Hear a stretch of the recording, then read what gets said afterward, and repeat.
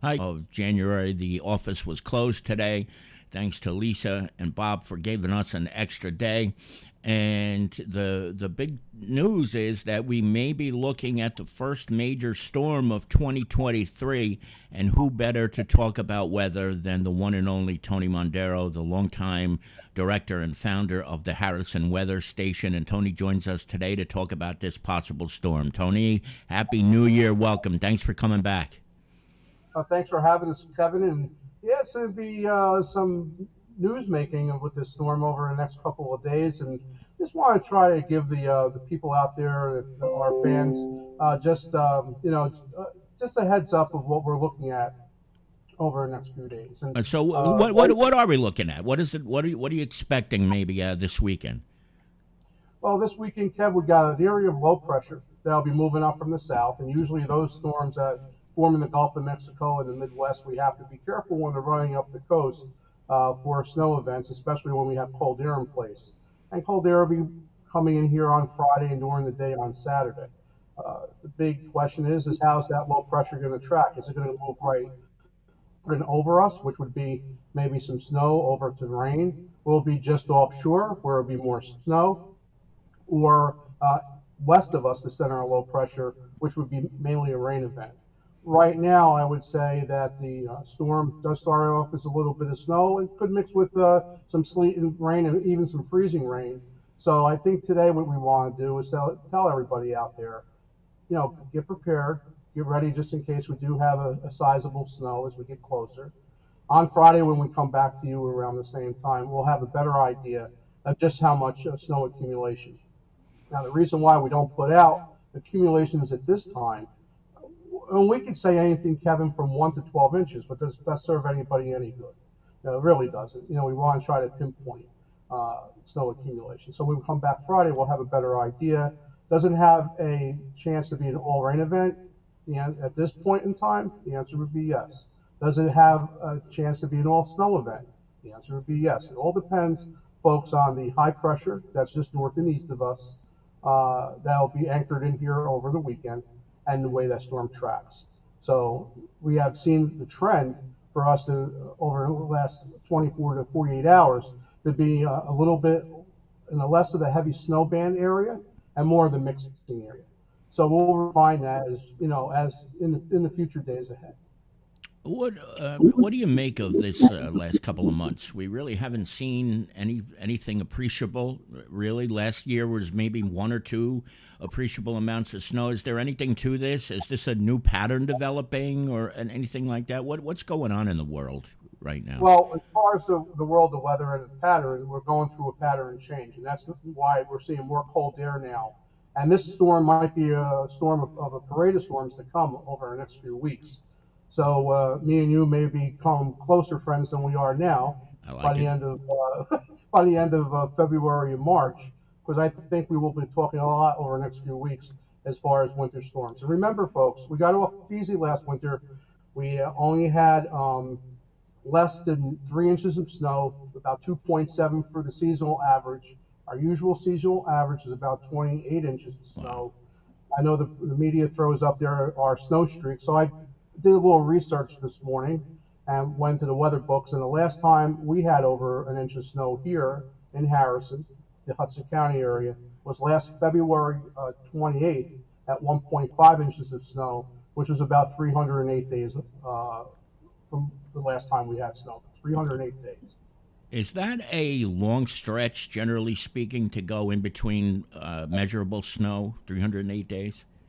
Sure is. Usually, I can remember where we had, as a kid, going back, back to my childhood, where we were talking about, snow and sleet situations in November, and now it seems even with the trees, they don't turn and they're not all done until sometime in December. When I remember back in the day, around Halloween, the first week of November, we were done. I cut my lawn on Christmas Day. On Imagine. Christmas Day, I cut my lawn, so the grasses are still growing out there. So yes, it's been a trend toward warmer, and that's for sure. I was reading your weekly forecast this morning too, and it looks like after Monday we may be looking at some pretty mild temperatures too. Is that correct? Right, on the heels of this. So I think whatever falls over the weekend as far as snow, it may not be around too long. But let's see what the models and guidance has for us over the next several days. And there are going to be a lot of changes over the next several days. And when I come back to you on Friday, we'll be able to start talking numbers and pinpoint exactly as far as timing and the impacts for our area here. For those of you who may be just joining us, Tony Mondaro is with us. He, of course, the longtime founder and director of the Harrison Weather Center. Tony, just for those who may be new, you never know, there might be somebody new here. How do the people who appreciate your weather forecast find you? On social media, on the web, and things of that nature. So let everybody know how they can find you. Thank you, Kevin. We have a website, harrisonweather.com, shameless plug. And we also have our Facebook page. Now, unfortunately, we maxed out at 5,000 people to become friends, but you can still look at the page and get the general idea. And what we try to do, folks, is not hype the weather, but try to give you exactly what we think is going to go on. It's easy for me to come on here and say, hey, look, we're going to have a blizzard on Sunday and overnight Saturday and be done with it. Where that's not the case. We're not here to scare anybody. We're here to try to get the weather patterns right for our area. And it's going to be active over the next several days. I think anybody out there who has not prepared for winter weather yet, please get prepared for it, because I think over the weekend will be our first taste of it. If it's not all snow, it will be definitely maybe enough to scrape off, maybe some salt or some calcium, whatever you guys use for your declare walks. I know the road departments, we've been coordinating over the last few days, so they're ready for it. Our local towns do a phenomenal job with snow removal. The towns of Harrison, East Newark, Kearny, and of course North Arlington and Lyndhurst. Everybody in your viewing area, the road crews do a phenomenal job, including the counties as well. They truly do. And speaking of those preparations, what kind of things would you recommend people do in anticipation of a potential storm of this nature? What's the best thing to do ahead of time? Well, I tell you, you go to FEMA.gov, you go to, or do a Google search for, an emergency kit at home. God forbid the power goes out. God forbid, you need some rations. They say the supermarket's best friend at a time like this is the weatherman. Mm-hmm. But hey, you have to have maybe a couple of days of food and water there. Remember also your pets, as far as shelter's concerned for pets. Don't leave them outdoors during winter weather as well. Try and take care of them, and also people who you might need some outreach, some of the elderly and stuff like that, who may not be able to get to the food store and the grocery store, do outreach like that. So everything like that, being ready for the winter weather is probably the best thing you can do right now, not only for the weekend storm, but also we have several weeks of this that we're going to have to go through. And I do think that this winter, snow-wise, will be a lot worse than we did have last year. We only have 2.5 inches. You may get that just in a couple of hours on Sunday. We eclipse what we've had over the last year. Do you think when you have a winter like we did in 2023 that it causes residents and folks out there to be a little bit too complacent, where they think, this is maybe the way it's going to be all the time now? Is that an important mindset to kind of get out of at this time of year? Yeah, it sure is, Kevin. I frequent the local home improvement stores myself, having a home here in Harrison. And I still see a lot of snow shovels and salt and sand and snow blowers in the local home improvement stores. Now, people get caught off guard, and when they put those official watches and warnings out, which I think the earliest they can throw a watch out right now, the National Weather Service, our friends over there, would be probably later on Friday into Saturday will be watches, and then eventually, if they have to, advisories or warnings for the storm. There's numerous advisories and warnings you can throw out, anything from a winter weather advisory to a winter storm warning, and then a winter storm watch maybe as early as Friday in the afternoon. On our way out here, why don't we tease a little bit about Friday, because we're going to regroup Friday at the same time, 1:30. What might we expect? Well, on Friday when we come back to you, we'll be able to nail down some timing, also numbers, talk about what's going to happen post-storm, and maybe a little bit after the next week too, which I think it will be better prepared for people. From now until then, Pay attention to our local Facebook site will have that, and also your favorite TV weather person. And don't forecast shop. Either stick with one person, because if you keep going from channel to channel, and resource to resource, it's going to be all kinds of different numbers and everything like that. And I'll tell you right now, I think that anybody throwing out any type of snow accumulation numbers on Tuesday for a storm coming Sunday is absolutely crazy. It's going to change, numerous times until we start to get to you guys on Friday, and we'll have some pretty concrete numbers for what we think is going to happen. Can we backtrack before we close out here for a second? Because something you just mentioned made me think of this. I was looking at an online weather forecast that's not yours, and it said 75% chance of snow. Is that an irresponsible thing to do, to put out there 5 days ahead of a potential storm, to say there's about 75% chance you're going to get walloped? Absolutely.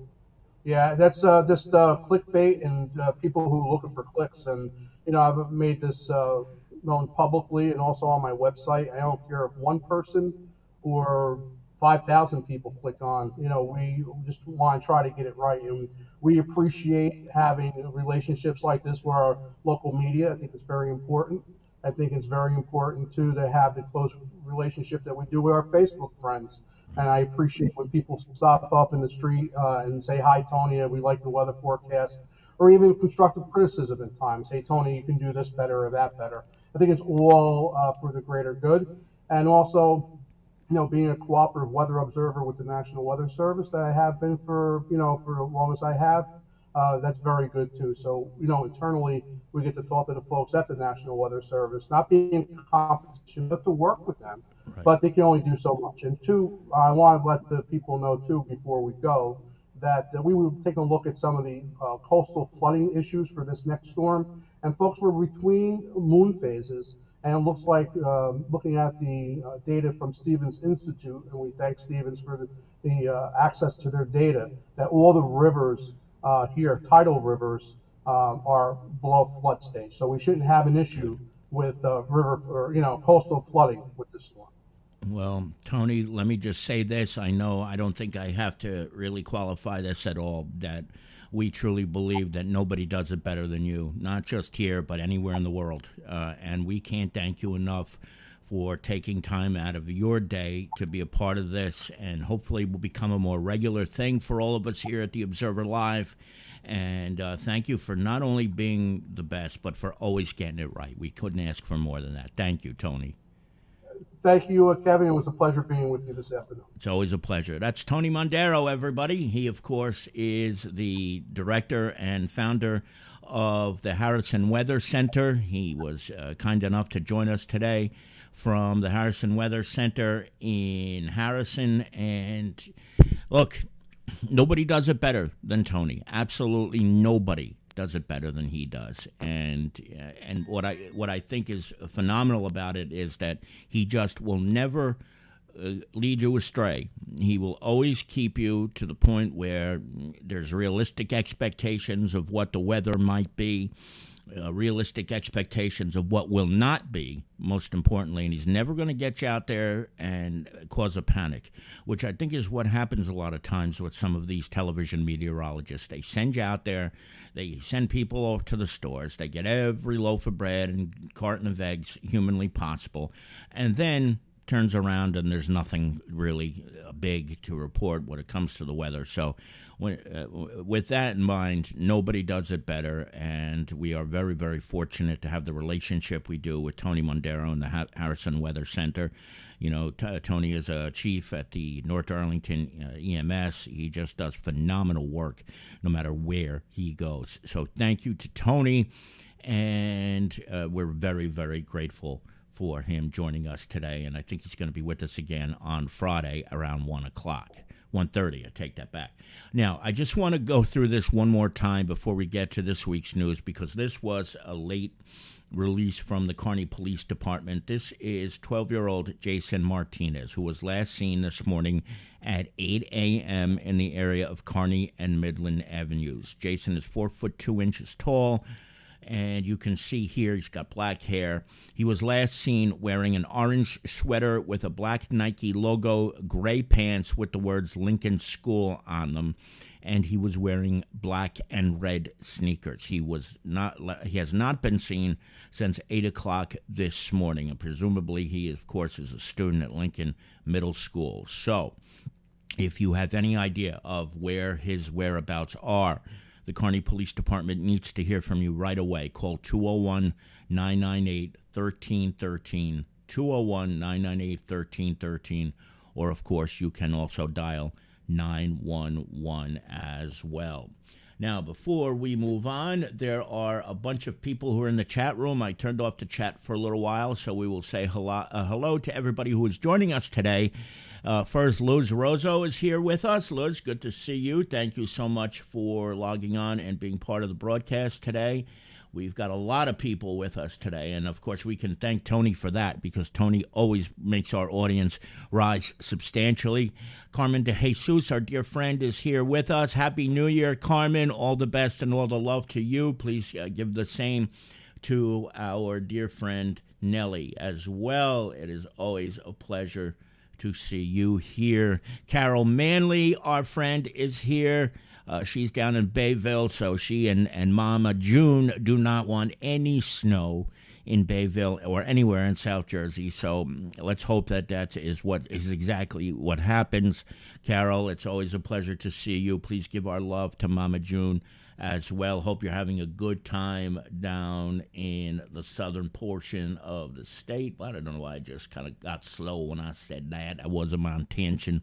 Larry Hanlon is here with us as well. Good afternoon, Larry. Sorry I missed you before, but we just wanted to get through this without any distractions, so that's exactly why I haven't had a chance to put this stuff up here.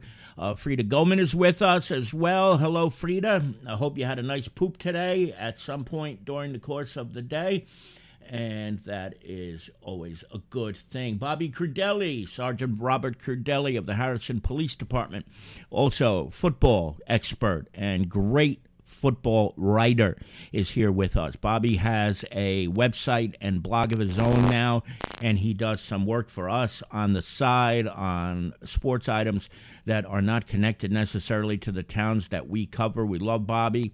And Bobby's son, Ian, who is, of course, a senior at North Arlington High School, is thinking about Salve Regina University in Newport, Rhode Island, which you can see I have a sign up for right there, because that is where I went to college 135 years ago. And June is here. Mama June is already here. Okay, there she is. Hello, Mama June. Good to see you as well. June Hearn, of course, is Carol's mom. And anytime we get to see her, that is always a good thing. And Barbara Condon is joining us from the mountains of the Adirondacks. So it's good to see Barbara here as well. Barbara, we miss you. Hope everything's okay over there. Tony Marinaro is here with us, too.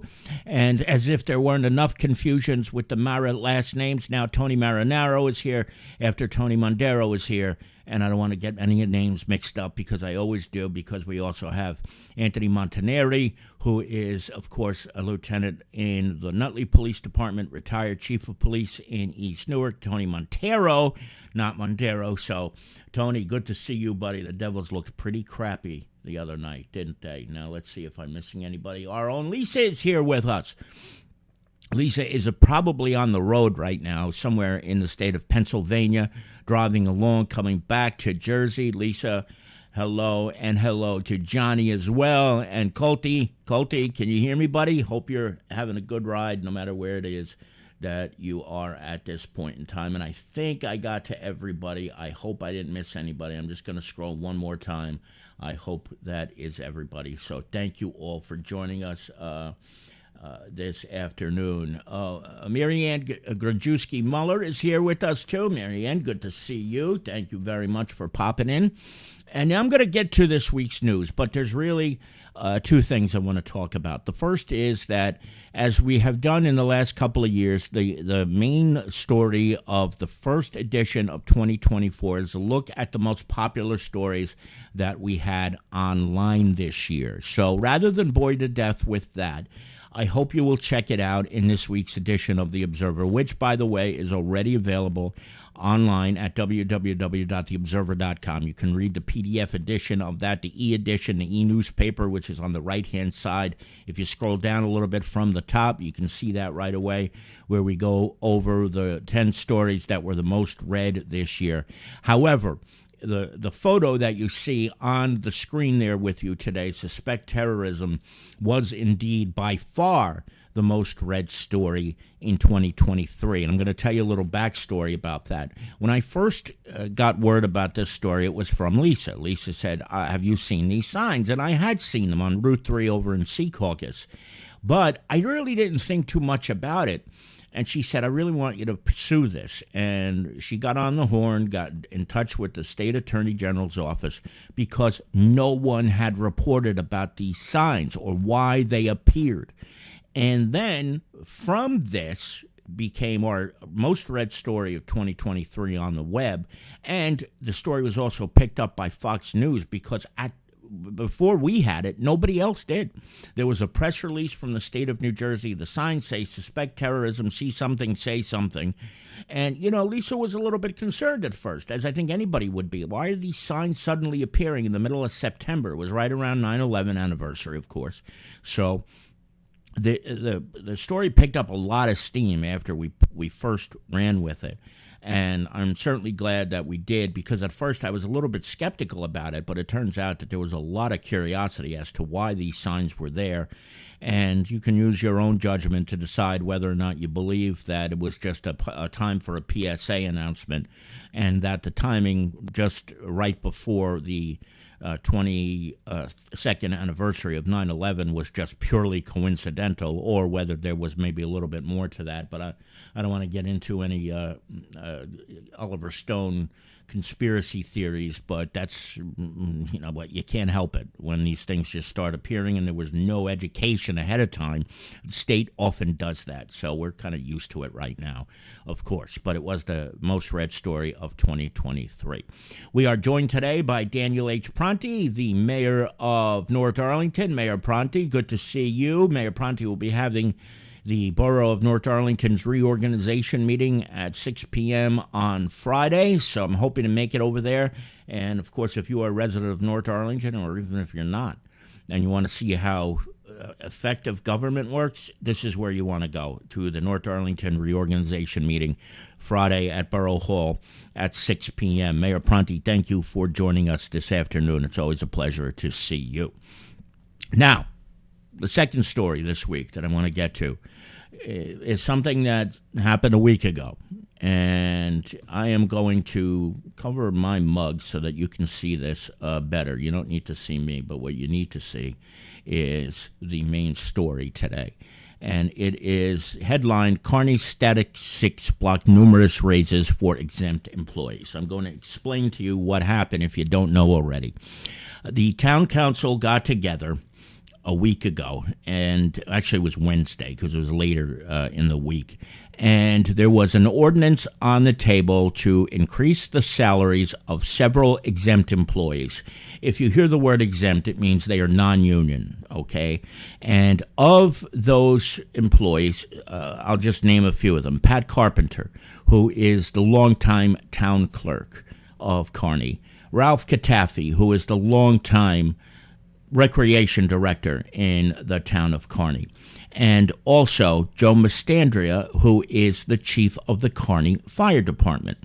Well, don't you know, during the course of the council meeting on Wednesday of last week, when this ordinance got up for second reading, Eileen Eckel and the crew of the new Kearny Static 6 decided that they wanted to pull some names off of this ordinance, which also included offering a new salary to Lila DeCastro, who is the town assistant town clerk and who was also the aide to the mayor. While she was the aide to Mayor Al Santos, she was never paid for the work that she did, and she did and does a substantial amount of work as the aide to the mayor. This is not the type of thing that you can even put hours on, because the truth of the matter is, when you are the aide to a mayor, your work never ends. So she spoke with Mayor Carol Jean Doyle, did Lila DeCastro, and said, yes, I think $32,000 would be a fair number for a part-time, non-salaried gig. It was a stipend. And keep in mind, she already has benefits, so there would be no additional benefits. Now, let's take a step back 5 months to July, when former interim mayor Peter Santana took over. Mr. Santana, without warning or cause, even though he doesn't need cause, fired Lila as the town's mayor's aide.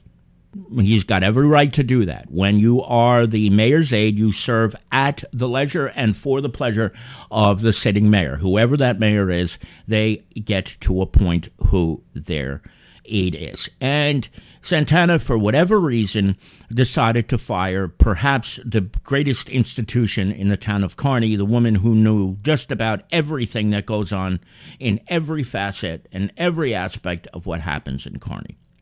This was not really a big deal, though, based on the reaction to Lila's unceremonious dismissal, because he replaced Lila with a woman by the name of Vanessa de Cruz. And Vanessa's salary was $23.98 per hour. She was paid hourly for whatever reason. But if you take the salary that Vanessa was making and you spread it out over a 40-hour work week, over a 52-week work week, the salary that Vanessa would have received for being the aide to the mayor was $56,000 per year.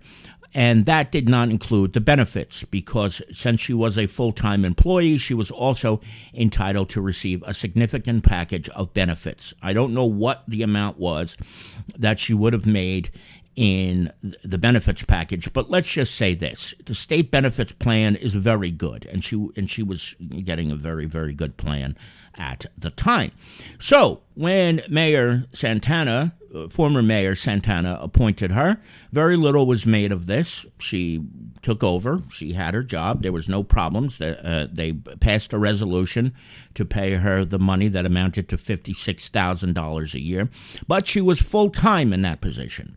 She didn't have to split her time the way Lila does between the clerk's office and the mayor's office. Now, regardless of that, when Vanessa was appointed to the position in July, there was a very little made about it. Very little was made about her being put in this position, and the simple fact that one of the finest and most loyal employees in the history of Kearny was fired the way she was. Nobody even had the decency to tell her. She had to find out third hand. So that was even, let's not get into that. But the bottom line was that nobody of the Static Six, there weren't six of them then, they were the Fab Five back then, but now they're the Static Six because they cling together, as I said in my story, like socks out of a clothes dryer, and basically don't have a thought of their own and just do whatever it is that whoever's doing the puppeteering tells them to do, whether that's Silver Kerry or Al Santos. Let your minds wander, but it's got to be one of them, because there's no doubt in my mind that none of them have the ability to do this on their own. Here's the bottom line. When that happened with Vanessa, nobody said a word, including the current mayor, Carol Jean Doyle. Nobody said a word, including Councilman Jerry Facito and Lila DeCastro, whose sister was canned unceremoniously, all right? Now fast forward to Wednesday, and the idea was that there was going to be a salary was going to be put on how much money Lila makes as the mayor's aide. Now, all of a sudden, there's these questions that come out of nowhere. Well, what am I going to do if I can't explain to the people how she's being paid or what kind of hours she has to work? Well, guess what? Eileen, in case you missed it, during the mayoralty of Al Santos, she's going to be doing the same thing now that she did from whatever year it was until 2023, when Al Santos resigned to become a judge. None of those duties are any more, well, they're probably more, because now that Carol Jean Doyle is the mayor, there's probably going to be a lot more to do, okay? So, all of a sudden, the Static Six decide that there's not enough information out there as to what it is that Lila DeCastro does to earn $32,000 a year. And after all, up until now, she wasn't even getting paid anything to work all these hours. I mean, could you imagine that? I don't know how that ever happened, that for all those years, 20 years or however many it was, that Lila was the aide to the mayor, that she wasn't getting paid. But that's the kind of woman she is. She was willing to take on that extra duty to be Al Santos's aide and not get paid an additional penny. And then Eileen Eckel and the Static Six decide that it's a big deal, then they need to know what she does. Well, I'm going to tell you something, folks. They know what she does because she's done it for 2 decades. They know very, very well what she does. And they know very well that in a $32,000 a year stipend, they are getting an absolute and utter bargain for the work that Lila performs. She knows everyone. She knows when every date is coming up. She knows when to schedule meetings. She knows it all.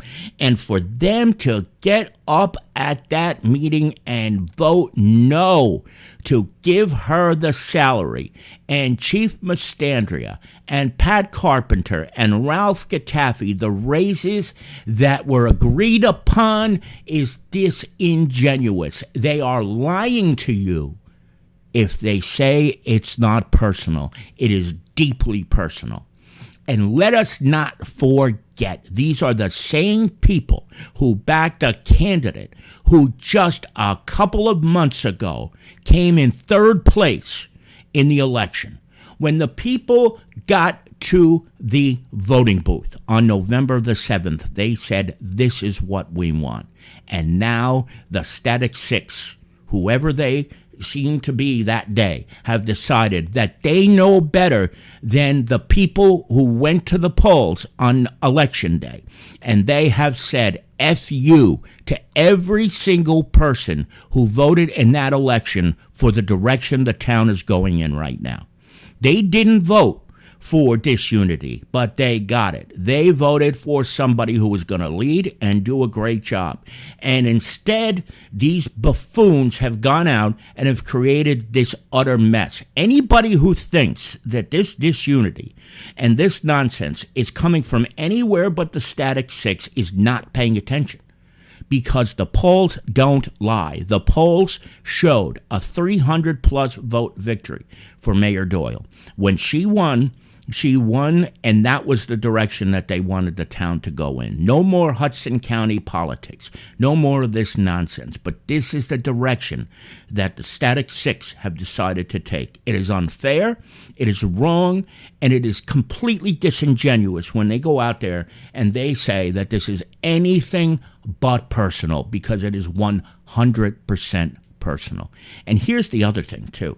You've got people on this council who are voting no for raises to these salaries who don't even know who the people are who they're voting no for.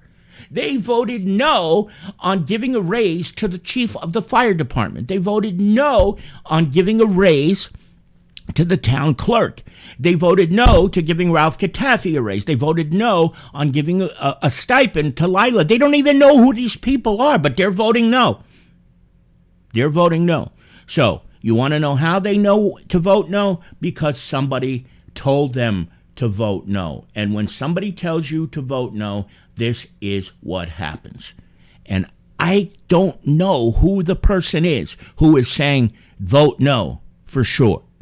But as I mentioned, I have my suspicions, and I believe in my heart of hearts that it's coming down the line from Sue McCurry. It's coming down the line from Al Santos, the former mayor, and I couldn't be more disappointed. I really couldn't. I really couldn't. And anybody who's out here and is going to say that I'm pontificating or saying things that this is opinion, I'm just observing, okay? I'm seeing what I see. It does not require a genius to figure out when things are amok, and this is a situation that is fully amok, and it really is a disappointment. And they better get their acts together fast, because if this continues for 2 years, do you know, number one, we're going to be the laughing stock of the state of New Jersey, not just Hudson County. Nothing's going to get done. Nothing's going to get done. And they're going to continue to do whatever the hell they want, and they don't have the mandate to do that. They do not have the mandate to do that. But that's where it stands right now. So when you see what's going on here, if you watched that council meeting last week, you would have been preached to like I've never seen it before. I couldn't believe what I was seeing. It is horrible, folks. And it is unfortunate that a good person like Lila DeCastro, who is looking for a small stipend to do at least another 40 hours of work on top of her other 40 hours of work, couldn't get paid. And here's the other thing you got to realize, too. I hope you all realize this. Because they didn't approve these raises for Joe and for Ralph and for Pat and for Lila, it's going to be months before this happens, because they have to reintroduce the ordinance. They have to publish it. They have to have a second reading and publish that, and then have a hearing on it. So we're looking at maybe March by the time these raises finally go through. And they're minuscule raises for the most part. They were tiny. They were not big. They weren't asking for much. Okay, so I don't know where this all came from. Maybe Eckel doesn't think that the fire chief got enough of a raise. Well, she certainly didn't say that, but she made it seem like something else was completely up. So instead of just being honest, they had to go take this whole thing and make a complete mess out of it. But that's where it stands right now. And a good person like Lila and Pat Carpenter and Ralph Cataffi and Joe Mastandria are without their raises. So Merry Christmas to you too. Thank you very much for doing this and for making a complete mockery out of the situation by saying it's about the number of hours that Lila DeCastro works. You know very well how many hours she works, and you know very well she works them diligently each and every week. It is 10 minutes after 2. Kevin Canessa here with you on the Observer Live. That's going to do it for this edition of the Observer Live. There's a whole bunch of people who I didn't get a chance to say hello to, so let me do that right now. First, Manny Ventoso is here with us. Manny, good to see you. There were a bunch of comments in the chat room as well from Larry Hanlon and from Carol Manley, so you can check those out as well. Melanie Ryan is also here with us today. Melanie, I hope you're feeling better. I know you weren't feeling so well earlier this week, and I hope you are feeling much better. Please get better and do better and feel better. Kenny Evans is here with us too. Kenny, thank you. I will continue to keep saying what I see, because this is a very, very unfortunate situation, what you see here. Good people are getting screwed because of politics, and it is horrible. Kenny, hope you're doing well. Happy New Year, brother. Good to see you. And Ed Shea is also here with us. Ed, thank you, buddy. You are probably at the office now, or maybe you're home. I'm not sure where it is. Ed, Happy New Year to you and to the whole family. It is always good to see you, Ed. Thank you very much. Now, couple of housekeeping items. Don't forget, in our classified section, 2 pages. We will, the town reorganization meeting is coming up this week. We'll have that covered. I plan to take a few Xanax before going, so that in case there are any shenanigans, I'm not really going to do that, folks. Just keep that in mind, but we may need it. Hope you're all in tune for that. So check all that stuff out. We will bring everything to you as we know about it. And if there's more to update on this situation or anything else, we will, of course, bring it to you live. And one last thing on the way out here, again, one last time, this is Jason Martinez. If you have seen him, he has been missing. Please be sure to reach out. Thank you. All right, from the home studio today, Kevin Canessa signing off, and we hope to see you back here again very soon. Take care, everybody.